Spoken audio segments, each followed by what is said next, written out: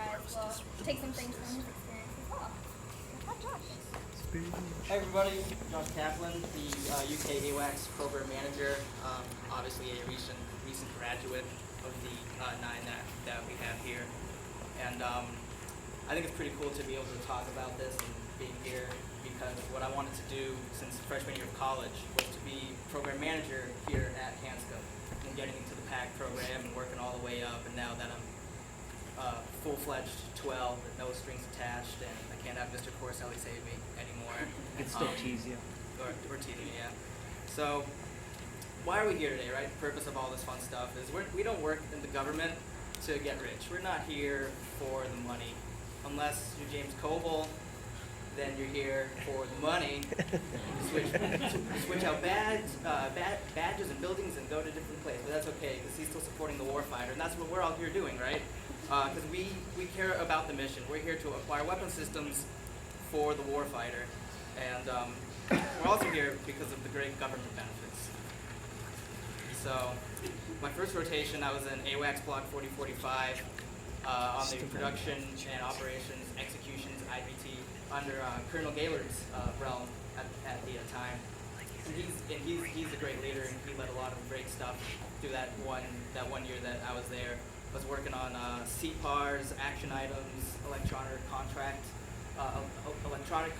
letter processing, and the PMR and things like that. So kind of nice GS7 basic stuff, along with your continuous hours of DAU and learning. And then I rotated out to force protection. I was a deputy to one of the coolest people I've ever met, Captain, now Major Conyers on Team Alpha Super Ops, an awesome, cool Dynamite Wolf Squadron.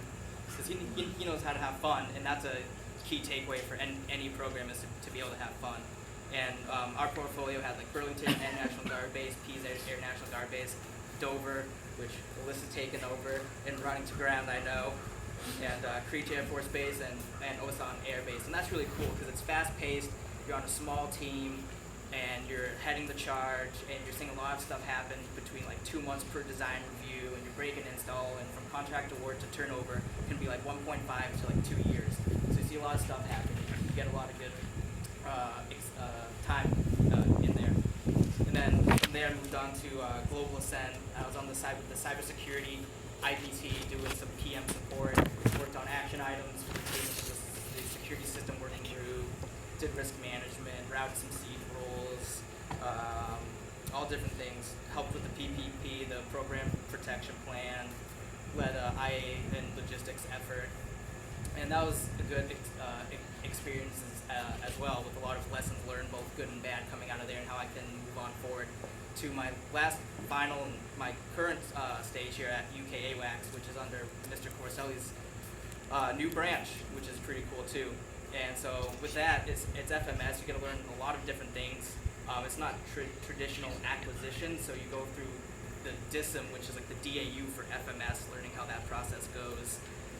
Getting to travel, which we all know is the fun part about it, and why a lot of people want to go into FMS as well.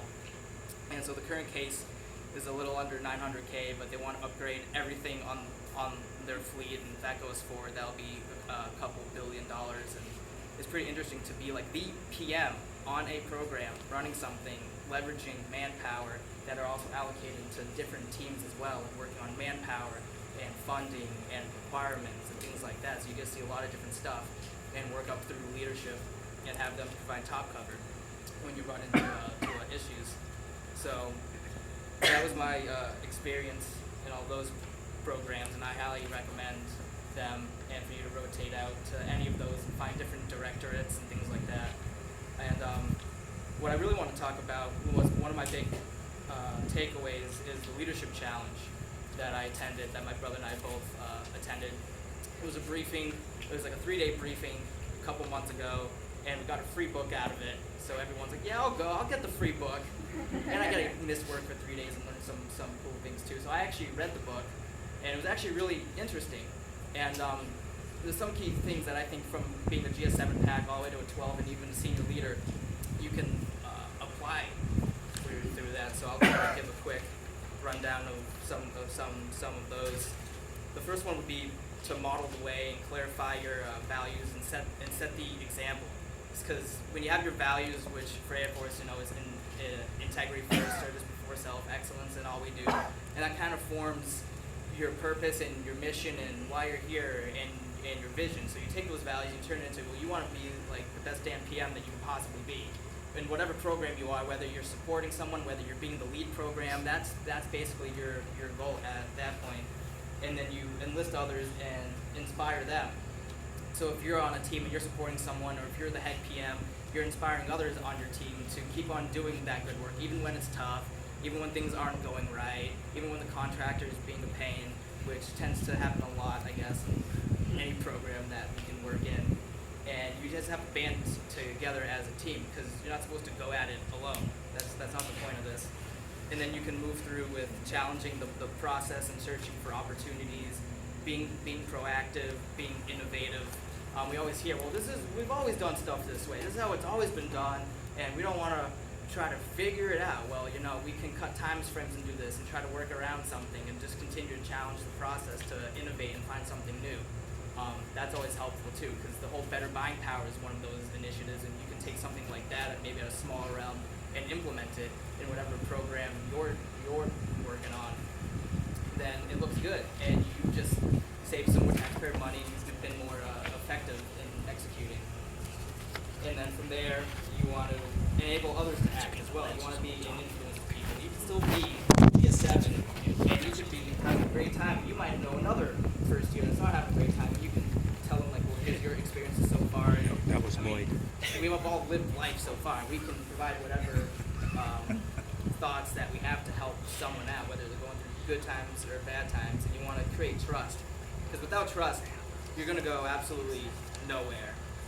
That's basically the point of it. If you have trust within your team and within your leadership, then they'll trust you to take on more work and to execute better, and they will be more hands-off and not micromanage as much and let you operate how you want to operate, while still providing an open door for them, for you to be able to come to them whenever you guys need help. And then from there, it's basically encouraging the hard and recognizing contributions and awards. And that's what we really look forward to for upper level leadership, is when you do something well and you accomplish some major critical event or a goal, or you delivered something to the warfighter, or you took your time out and volunteered for something. It feels good to be recognized for that, whether it's a private setting or public setting. That's all how the leader wants to take that on. But being recognized for your accomplishments further motivates people. If you do something well and you don't get recognized, you're like, well, that's not fun. Why am I going to keep working hard if no one's gonna show that they actually care, that my work actually meant something? And then with that, basically comes down to just having fun. We all hear that, and we've seen that in briefings, whether it's leadership briefing or anything else. But you got to have fun. Have fun working with your team and doing team activities and giving yourself like a fun team name, and going out after work and doing whatever, or just doing some team building activities or having an offsite. Because when you have fun and you can build your relationships and bond better, and you bring them back into the workplace, and now you're more motivated. And then so now I just have a quick lessons learned. For the PACs that are still PACs and not graduating yet, it's always interesting when I talk about rotating to different programs and where people are going and what they're trying to do. And my advice is to look at different ACAT levels, phases in the acquisition cycle, and directorates. Go from like an ACAT 1 to an ACAT 3, that could be an HB, to an ACAT 2, that could be an HN. Look at going from a program that's in production to a program that's in EMD, because you want to diversify your portfolio, and that's what I did. And I was contacting the ACK office about 2 months out before every rotation. They're like, you need to calm down. You're still in that office. I'm like, I'm fully aware of this. I just want to get ahead of the game and be proactive and just kind of see like what's open and what's available, so I can take advantage of it and find the right slots. And you want to establish really good quality relationships with your offices, with your leaders. So, because if you don't have that, then that's not going to help either, right? They're not going to support you or mentor you when you need that. So you want to find that, and also in other offices as well. Mentorship not within your chain of command is critical too, because if something's going on within your chain of command that you don't think that you can bring up to someone, or if it might deal with a senior leader in your chain of command, you're not going to really approach them about it. You want to get some advice from another leader or mentor, so you need to be able to talk to different people, and that'll help when you rotate as well, because now you're on their radar. You say, hey, I want to come work for you on my next program, and they're going to say, yeah, you come on over and you're going to work for me and we'll do great things. And you want to obviously create a balance between DAU and training and work. Everyone either has too much time on their hands and cranks out all the DAU, or they have too little time on their hands and now they're trying to get it in at like the last minute. And leaders need to know how to balance your training time with your work time so you can get all that stuff accomplished. And again, you should always speak up if you're not receiving the right experience or training either. If you don't think you're doing what you should be doing, if you're getting work that you don't deem as the proper work either as a PM or for your rank and grade, then they'll never know, and they'll never try to fix it or move you to a different team or give you different things to do. So that's about it.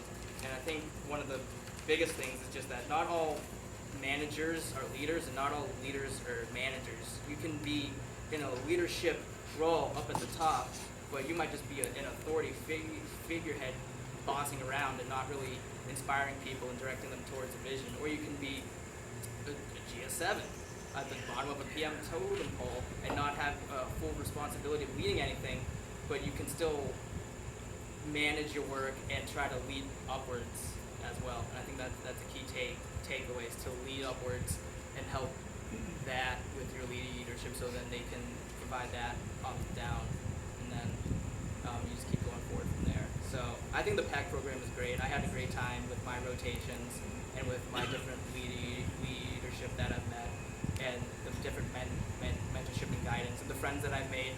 I made friends, I think, with most of you guys, and we talk a lot, we grab lunch a lot.